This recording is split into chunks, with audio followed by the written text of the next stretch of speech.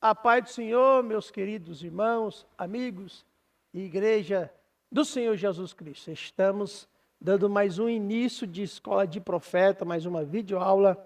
A honra e glória do Senhor. Eu sou o pastor Oséias e estamos aqui juntos para estudarmos a palavra do Senhor, tá? E hoje vamos aprender e estudar sobre a genealogia de Jesus. Você sabia que tem muitos ensinamentos fundamentais dentro da genealogia de Jesus? Então, se você quer saber disso e aprender, eu te espero logo mais, depois da vinheta.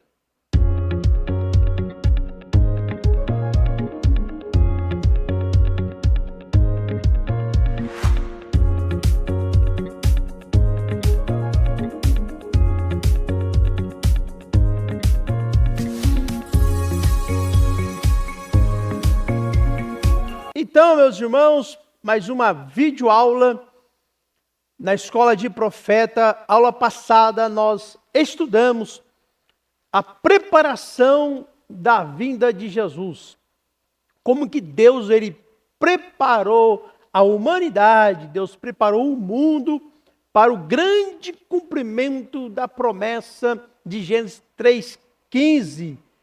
A semente da mulher, o seu filho, o Salvador, né, se encarnando e nascendo de uma mulher, para também se cumprir Gálatas 4:4, que Jesus nasceu na plenitude do tempo, o tempo exato, o tempo pleno, o melhor tempo que tinha. Então Deus ele preparou todo esse momento, as ocasiões, o povo para a grande vinda e a encarnação do nosso Salvador, o nosso Senhor Jesus. Se você não assistiu, eu recomendo que você volte lá nessa aula passada e possa estar seguindo aqui o nosso raciocínio, o nosso pensamento que estamos trazendo e estudando nessas videoaulas na Escola de Profeta. Estamos seguindo um pensamento, um raciocínio, né? Então, como nós falamos da preparação da primeira vinda do Senhor Jesus, tá? Não confunda com a segunda, é a primeira vinda. E a segunda, Deus também está preparando e estamos esperando ansiosamente, ó Maranata, vem Senhor Jesus Cristo, para o grande momento da trombeta tocar e Ele nos levar para o seu paraíso, a eternidade, nosso Senhor Jesus Cristo. Eu sou muito ansioso por isso, irmãos. Às vezes eu ansioso, perguntando para Deus, quando que vai acontecer? Será que é amanhã? Será que a trombeta vai tocar? Será que amanhã eu já posso te ver e te abraçar, estar perto aí, para toda a eternidade, em nome do Senhor Jesus. Então hoje vamos aprender sobre a genealogia de Jesus, né? E eu tenho quase certeza que você pula essa parte da palavra, quando você chega na parte de que Pedro gerou Cicrano, Cicrano gerou João, João gerou Maria, Maria gerou Beltrano, você pula, né? Mas você não devia pular não, porque a Bíblia toda é uma pérola. Ela tem muitas lições importantíssimas para ensinar nós, para nos alimentar, nos orientar em toda a vontade do nosso Deus. E eu creio nisso. E eu aprendi muito, irmão. Aprendi muito, né, nesse estudo. Como você também vai aprender, a aula está bem recheada e você vai nos acompanhar. Fica até o final, amém? A genealogia de Jesus, ela começa em Mateus 1, a partir do verso 1 até o verso 17. Temos também em Lucas 3, a partir do verso 23 até o verso 38. Não vamos ler, tá, esses textos, mas vamos trazer um estudo dentro desses textos, dentro dessa genealogia. Mateus 1, do verso 1 ao 17, Lucas 3, do verso 23 ao 38. O estudo é sobre isso, dentro dessa base, tá? Essa é a base desse estudo, a genealogia de Jesus, que está mencionada, todas as gerações ali, tá? Os descendentes do nosso Senhor Jesus. Geralmente não lemos as genealogias, mas essa tem lições importantíssimas. A genealogia de Jesus, conforme registrado na Bíblia, Mateus 1, Lucas 3, não é apenas uma lista de nomes, mas um testemunho da fidelidade de Deus às suas promessas, porque ele prometeu há muito tempo. Então, ele trazendo, né, na genealogia de Jesus, nas descendências de Jesus, mostrando como que tudo, em cada geração, ele cumpriu a promessa. De geração em geração, de descendente em descendente, ele foi cumprindo essas promessas. Por exemplo, nós temos na genealogia de Jesus, no todo, um significado teológico. Qual que é? A genealogia de Jesus, que passa por Davi, estabelece Jesus como o herdeiro legítimo do trono de Israel. Isso é importante porque reforça a sua identidade messiânica e confirma que ele é o cumprimento das promessas feitas a Abraão e a Davi. A cristologia, nós aprendemos a pessoa de Jesus, a identidade de Jesus e as suas obras e as demais coisas.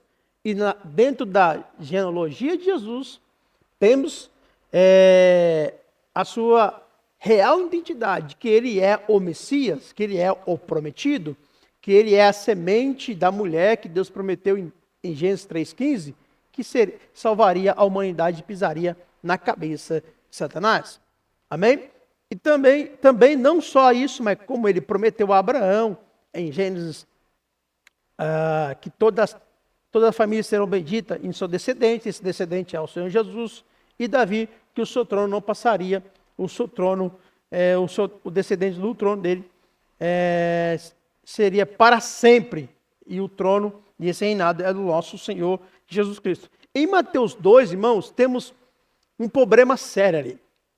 Quem está no poder, quem está no trono como rei de Israel é o rei Herodes. Mas temos um problema sério. Que problema é esse? O rei Herodes, ele não era um rei legítimo. Tá? A genealogia de Jesus nos ensina que Jesus ele é o rei legítimo, porque traz toda a linhagem dele e vemos que Jesus veio de Davi, de Abraão. Tá? Então temos um problema sério em Mateus 2, que o rei que está sentado no trono com a coroa sobre rei de Israel não é um rei legítimo. Porque ele não era puro de sangue. Herodes era filho do Idumeu, chamado Antípatro. Herodes foi posto pelos romanos para ser o rei de Israel. Sendo assim, temos duas irregularidades, segundo está escrito em Deuteronômio 17, verso 15. Vamos ler. Deverás estabelecer sobre ti um rei que tenha sido escolhido pelo Senhor, teu Deus.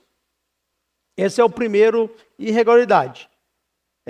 O rei que tinha que ser estabelecido em Israel, tinha que ser escolhido por Deus, não por outros grupos, governo ou por outras pessoas. O próprio Deus tinha que escolher, como ele fez com Davi. Samuel vai lá, unge a Davi, o rei que eu escolhi. Então a primeira irregularidade é que os romanos que escolheu Herodes, e não foi Deus. Continuando o texto. É um dos teus irmãos que escolherá para governar sobre ti. Então aqui está a segunda irregularidade. Que ele não fazia parte sanguínea de Israel. No seu sangue não tinha nas descendências de Israel. Ele era um estrangeiro, ele era um gentio. Então aqui está a segunda irregularidade. Então Deus determina no final do texto, diz assim: não poderás nomear um estrangeiro que não venha dentre os teus próprios irmãos. Então o rei que está no trono, ele não é legítimo, mas o rei que está nascendo, o rei dos judeus, o Senhor Jesus, esse é um rei legítimo e a genealogia de Jesus prova isso. Amém? Glória a Deus. O rei Herodes não era um rei legítimo, porém Jesus tem todos os critérios de ser o rei de Israel e rei dos judeus. Segunda coisa, profecia messiânica.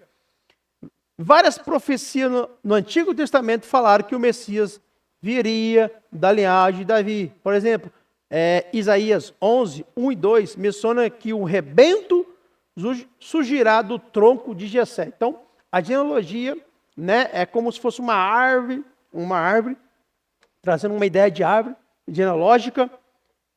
E os textos já estão trazendo essa linguagem figurativa de árvore.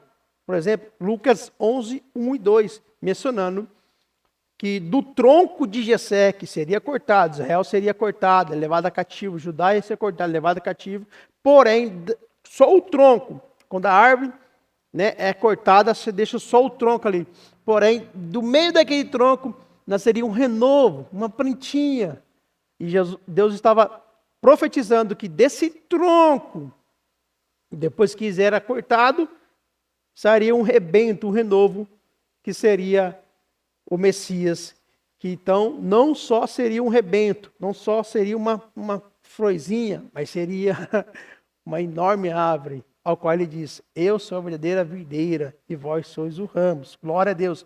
Então Jesus, ele é esse renovo, esse rebento que sai do tronco, ou seja, sai das raízes, das genealogias, das descendências da casa de Jessé e de Davi. Também temos terceira coisa, a ligação com Abraão, não só com Davi, mas também tem a ligação e uma promessa que Deus cumpriu a Abraão. Jesus também é apresentado como descendente de Abraão, o que liga Jesus às promessas que todas as nações seriam abençoadas através da descendência de Abraão, Gênesis 12, verso 3. Glória a Deus. Vamos ler, irmãos, Romanos 1 e verso 3, que diz assim, esse evangelho diz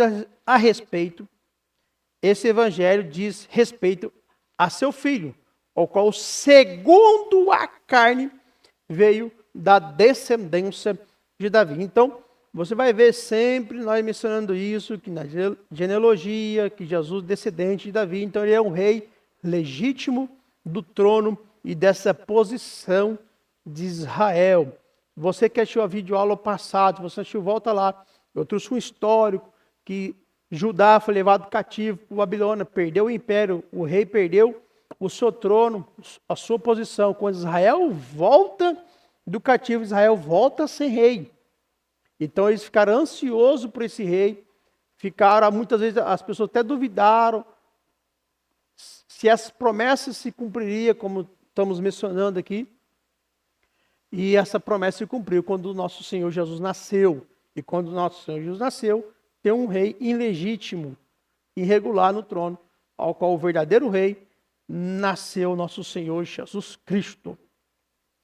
Pois bem, Mateus 1, verso 1, que é o começo da genealogia, vamos ler apenas o primeiro versículo da genealogia, diz assim, livro da genealogia de Jesus Cristo, filho de Davi, filho de Abraão. Então, aqui já traz um resumo, que essa genealogia que vai trazer está ligando Jesus a Davi, mas não só a Davi, mas também a Abraão, para cumprir todas as promessas que Deus fez. Então, a genealogia não é uma lista de nomes, a genealogia é mais que uma lista de nomes. Ela é a fidelidade das promessas que Deus prometeu, o cumprimento delas, de geração e descendência. Filho de Davi era o título messiânico de Jesus e foi citado cerca de 21 vezes na Bíblia, por exemplo, tem em Marcos 9, 47. Na qualidade de filho de Davi, ele é aquele que se assenta eternamente no trono de Davi. Então, se cumpre a profecia que foi feita a Davi. Seu descendente se assentará e permanecerá para sempre sobre o teu trono. O teu trono vai permanecer, o seu reinado vai permanecer. O nosso Senhor Jesus é esse, o filho de Davi, essa descendência. Também em Lucas 1, 32, ao qual o anjo está mencionando ali o anunciamento a Maria sobre a vinda de Jesus sobre ela. E ele diz assim a Maria, Lucas 1, 32. E ele será grande, será chamado Filho do Altíssimo. O Senhor Deus lhe dará o trono de seu pai, Davi. Por que do seu pai? Porque Maria, ela veio também da descendência, tá, de Davi.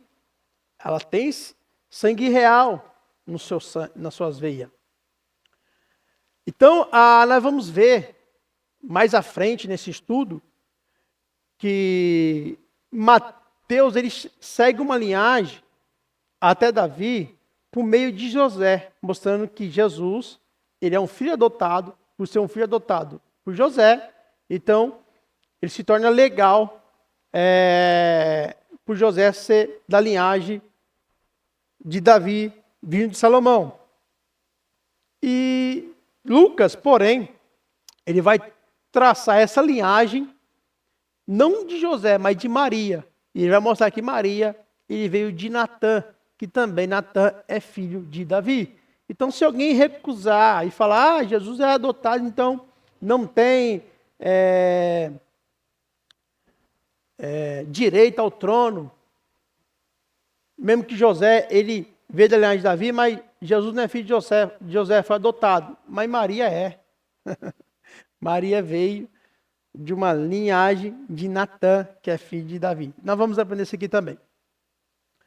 Então, nós temos a palavra filho de Abraão. Era o título israelita de Jesus e foi citado unicamente para indicar a árvore genealógica da humanidade de Jesus e sua origem judaica. Na qualidade de filho de Abraão, ele é o descendente de Abraão, pelo qual toda a família da terra seria abençoado. Como já mencionamos, Gênesis 2, versos do 1 ao 3. Também temos Gálatas mencionando isso, 3,14. Vamos ler. Isso aconteceu para que a bênção de Abraão chegasse também aos gentios em Jesus Cristo, a fim de que recebêssemos a promessa do Espírito Santo pela fé. Porque os israelitas acharam que era só para ele. E esqueceram que Deus prometeu a Abraão que toda a terra seria bendita no descendente dele. E esse descendente de Abraão é o nosso Senhor Jesus, que não só Israel é abençoado, mas toda a terra, toda a família.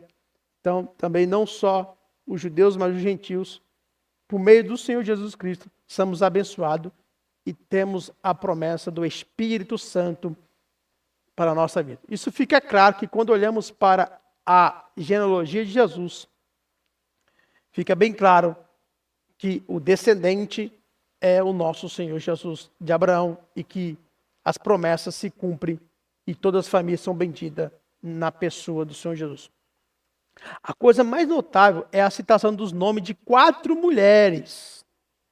Então, quando você entrar na parte aí da genealogia, você vai ver nome de, na verdade nem é 4, é 5 nomes. Aqui está 4, mas na verdade é 5. 5 nomes de mulheres, incluindo Maria. Tirando Maria, fica apenas 4. Que não é algo normal nas genealogias judaicas. Toda a genealogia judaica, quando você pegar a Bíblia, tirando essa genealogia de Jesus, mas as outras genealogias, você vai ver que mulheres não são citadas nelas.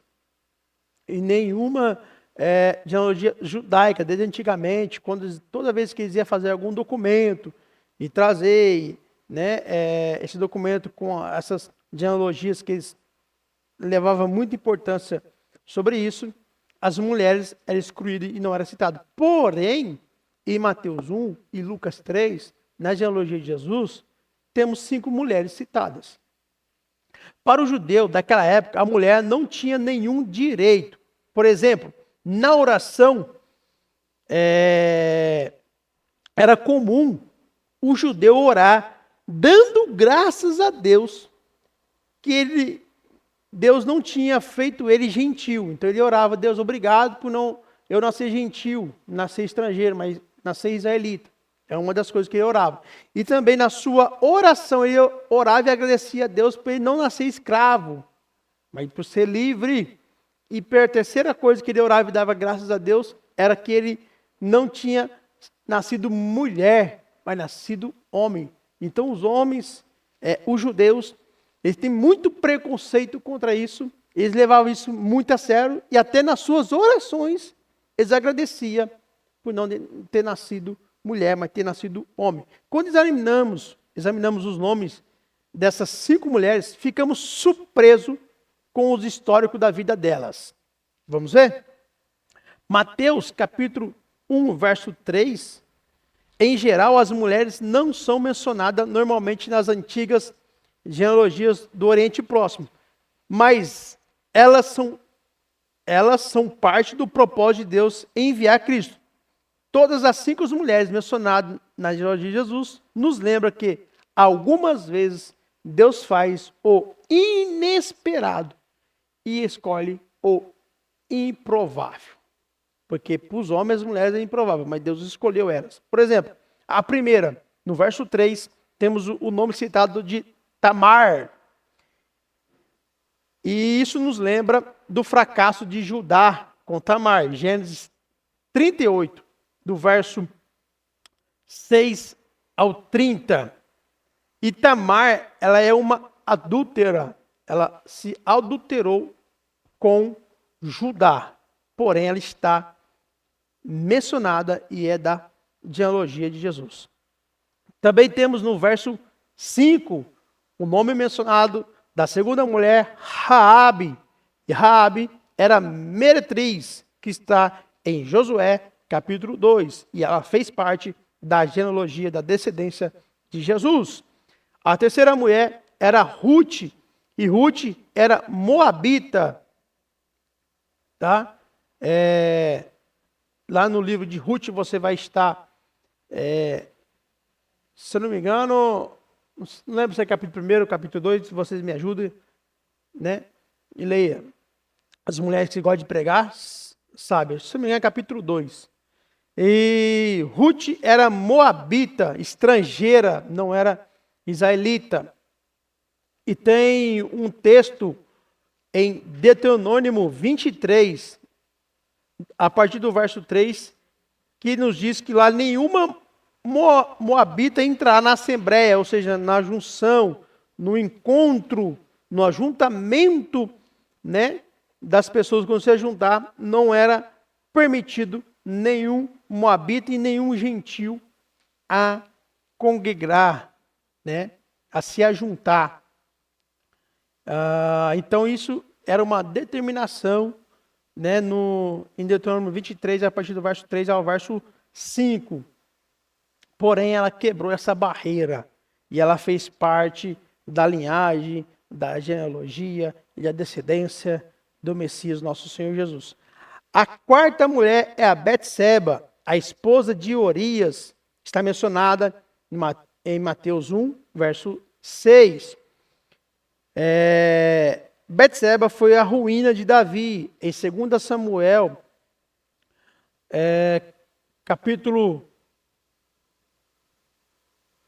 11. 2 Samuel, capítulo 11. Tá? Lembra-nos do ato pecaminoso entre ela e Davi. Quando Davi cai, e além de cair, com Betseba, manda matar o seu esposo Urias. E a quinta mulher é a Maria. Porém, Maria se cumpre o que está escrito em Isaías 7,14, que também está mencionado em Mateus 1, 23, que diz assim: eis que a virgem conceberás e darás um filho, e ele será chamado de Emanuel, que significa Deus conosco. Então, em Maria se cumpre a profecia de Isaías 7,14. E também, exclusive, a promessa também, que é uma das promessas mais importantes, que eu gosto muito, que é de Gênesis 3,15. A semente da mulher. Então se cumpre aí na vida de Maria e a quinta mulher mencionada na genealogia. Temos essas 5 mulheres mencionadas. Eu estou no início de uma árvore, começa com uma semente, e essa árvore genealógica começou com essa semente que o próprio Deus plantou em Gênesis 3,15. Deixa eu explicar isso aqui. Toda genealogia, ela é figurativa com uma árvore genealógica. Mas para toda árvore nascer, primeiro ela começa como? Com uma semente. E essa semente, quem plantou foi o próprio Deus.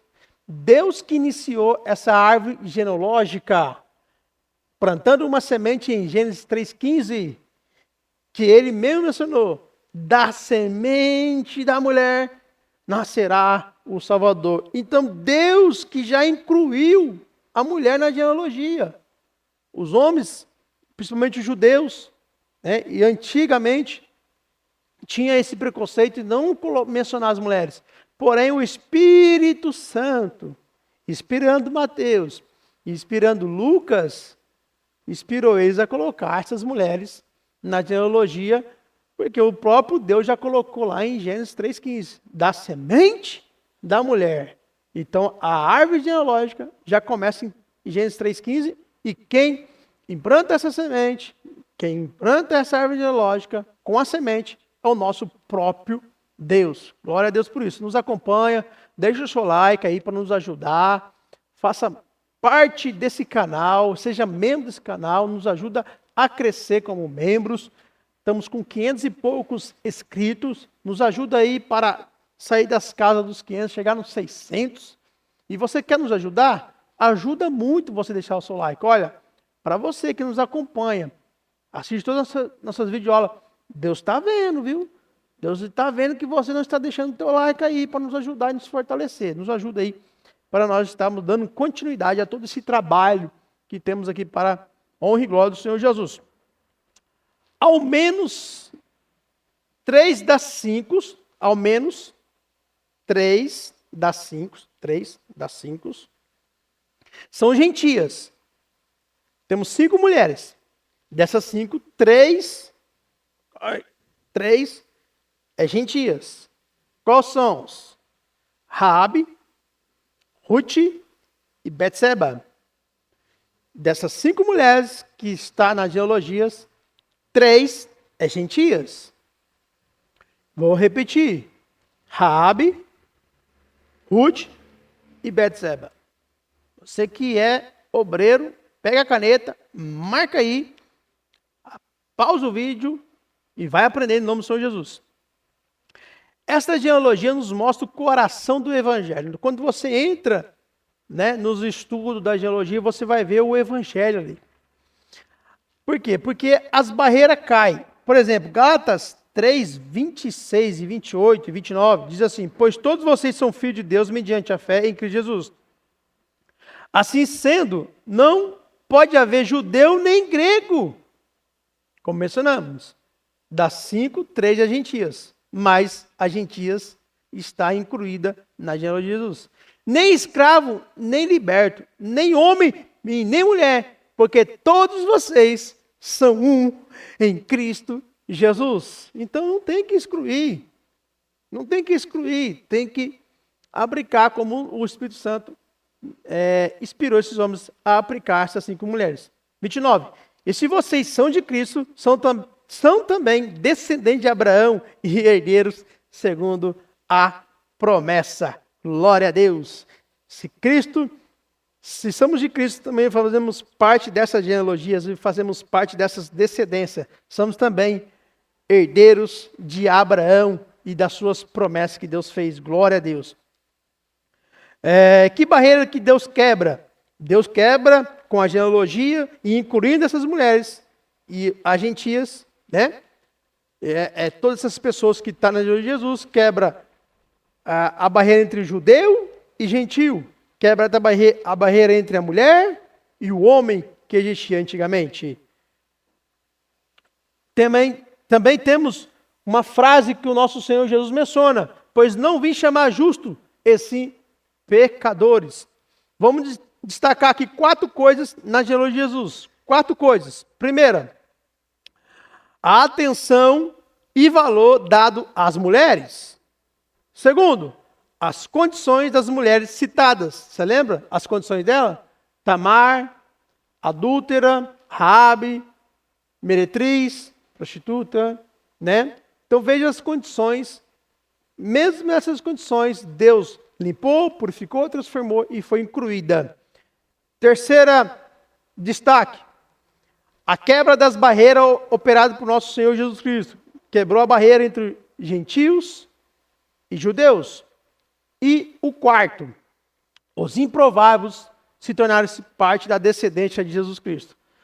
Depois de Zorobabel, irmão, temos a descendência que vai até Jesus Cristo, que passa ali pelo pai de José e Davi, Jesus.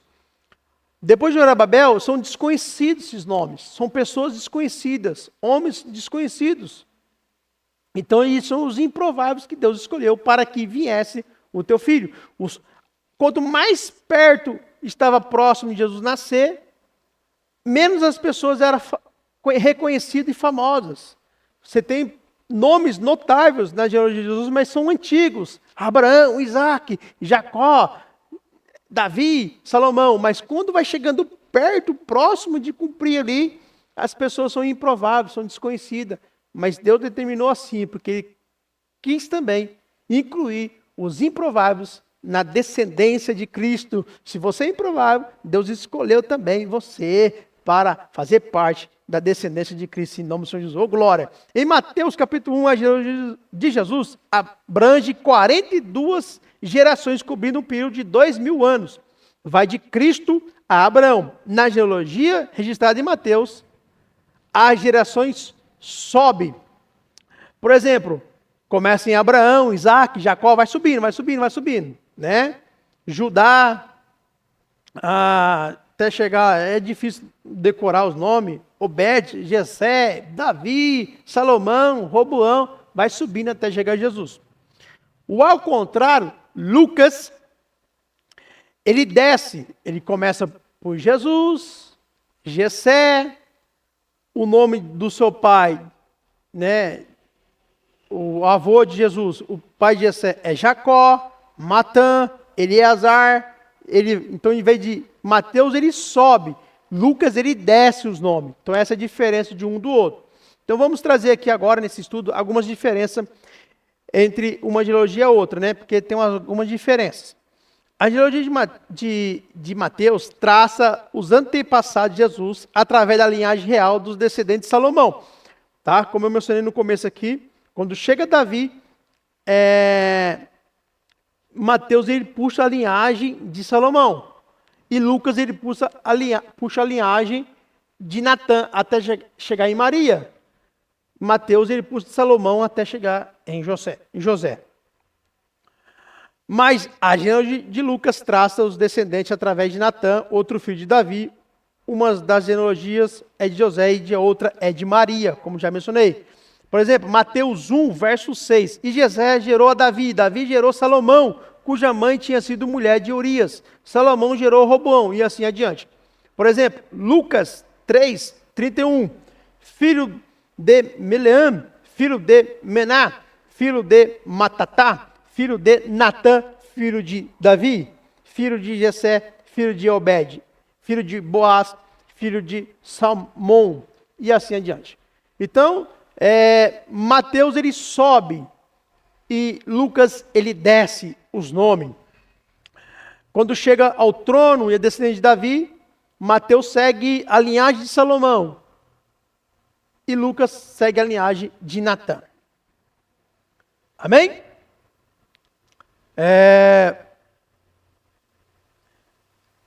As 42 gerações na genealogia de Mateus estão divididas em 3 partes, tá? De 14 gerações. Por exemplo, Mateus escolheu e ele organizou em 3 grupos a genealogia de Jesus. Tá bom? Para dar mais facilidade para as pessoas memorizar. E nós vamos estar colocando aqui no cantinho da tela cada grupo para você entender. O primeiro grupo que Mateus menciona é de Abraão até Davi. Então vai dar do número 1 até o número 14, mas é Davi. Aí ele apresenta um outro grupo, o segundo grupo. É dividido em 3. O segundo grupo, que é de Salomão, número 1, que vai até Jeconias, número 14. E o terceiro grupo, na genealogia de Mateus, o número 1 está de Jeconias, passa ali o terceiro, Zorobabel, tá? Depois de Zorobabel, você vai ver que esses nomes já não é mais conhecidos, são os improváveis. Ao número 4, eu estou lendo ali, Abiúde, Eliashim, Azor, Zadok, Aquim e assim adiante. Até chegar o 13, José, e o 14, Jesus Cristo. Então ele dividiu em 3 partes. Tá? São 42 gerações. dividido em 3. E cada parte são 14 nomes. Cada grupo tem 14 nomes. Se você não conseguiu, você vai pausando o vídeo, vai vendo aí cada dos nomes aí, em nome do Senhor Jesus. Amém? E ele dividiu por momentos, de Abraão a Davi, a primeira parte, de Davi ao exílio babilônico, e o terceiro, do exílio até Cristo, Jesus nascer. Mateus talvez estava sugerindo que a nação estava pronta, ou mais que pronta do que nunca, para um novo evento na história da salvação. Pronta para o início do quarto evento. Mencionei aqui 3 eventos. O primeiro evento de Abraão a Davi, o segundo evento de Davi do exílio, e o terceiro evento do exílio é Cristo. Mas parece que quando Mateus está mencionando, parece que ele está vendo que o povo está preparado para um quarto evento, ao qual ele não menciona. Mas parece que ele deixou em aberto um quarto evento. Um evento da história, porque ele dividiu em 3. E esse novo evento, que é o quarto, é o início da genealogia depois de Jesus. Então, se nós fizéssemos um novo grupo, que começaria com Jesus número 1 e descesse. Quem seria esse descendente? Quem seriam essas pessoas? Aí que está. É milhares e milhares, não tem como contar. Não daria nem 14. São milhares. Quem faz parte desses milhares, milhões? É a igreja. Esse é o quarto evento que Mateus deixa em aberto. A igreja, esse é o quarto evento, esse quarto grupo. Jesus e igreja. Jesus e igreja. E eu e você fazemos parte desse grupo. Parte da igreja do Senhor Jesus. Fazemos parte desses milhões e milhares em nome do Senhor Jesus. Por exemplo, João capítulo 1, verso 11. Ele veio para o que era seu, mas os seus não recebeu. 12. Mas a todos quanto o receberam, deu o direito de se tornar o quê? Filho de Deus. Ou seja, aos que crê no seu nome. 13. Aos quais não nasceram do sangue, nem da vontade da carne, nem da vontade do homem, mas da vontade de Deus. E é da vontade de Deus que fazemos parte desse quarto grupo, desse quarto evento, que é Jesus e a igreja. Eu e você fazemos parte disso. E Deus está escrevendo. Nós somos as cartas escritas. Você acha que a Bíblia parou? Deus parou de escrever? Não, Ele escreve em mim e escreve em você as suas cartas. Nós somos cartas vivas de Cristo. Deixa Ele escrever em você os planos dEle, as vontades dEle, e você deixa Ele cumprir, tanto querer como efetuar na sua vida, por e glória. Eu te espero você na próxima videoaula. Despeço você com a paz e com o tchau. Até a próxima.